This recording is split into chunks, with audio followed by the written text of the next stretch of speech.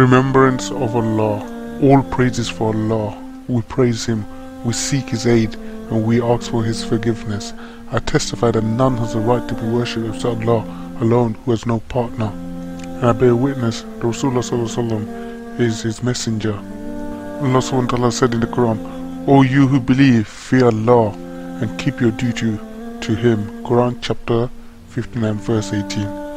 O faithful, dhikr, remembrance of Allah, is as important as is food.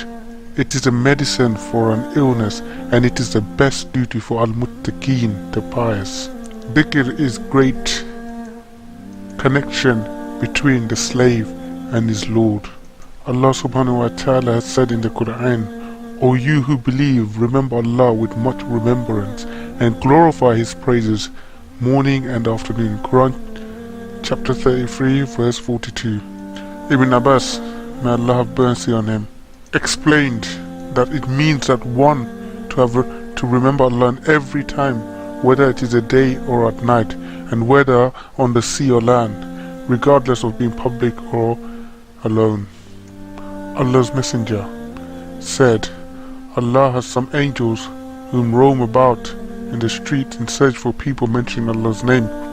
When they find such gathering, they call one another saying, come to the object of your pursuit. The Prophet added, the angels surround them with their wings up to the lowest heaven. He further added, when the people in the gathering despair, the angels ascend to the heaven, and their Lord, who knows best about the people, asks the angel, what do my slaves say? The angels reply, they were glorifying you, exalting you, praising you, and dignifying you.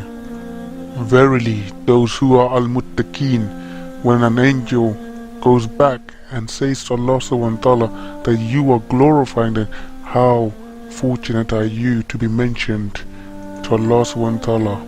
Also, verily, those who are muttaqeen, when an evil thought comes to them from shaitan, they remember Allah and they see aright. Quran chapter 7 verse 201.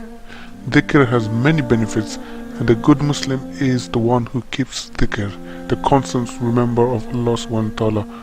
Imagine Allah as your ally. When hardship comes to you, when you're in danger, when you're in need, who are you going to call? Would you call a human being to help you? The same people who may let you down, the same people who may be busy, the same people who may be physically weak to help you, but rather would you call the all-eternal, the master of the heaven of the earth, and the creator of the heaven of the earth, and the master of day of judgment? Who would you rather call? Allah subhanahu wa ta'ala or human being?